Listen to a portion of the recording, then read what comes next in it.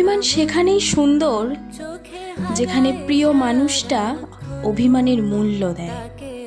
অভিমান আদুরে একটা শব্দ, যেখানে লুকিয়ে থাকে যত্নের খামতি, আরও বেশি ভালোবাসা পাওয়ার বাহানা।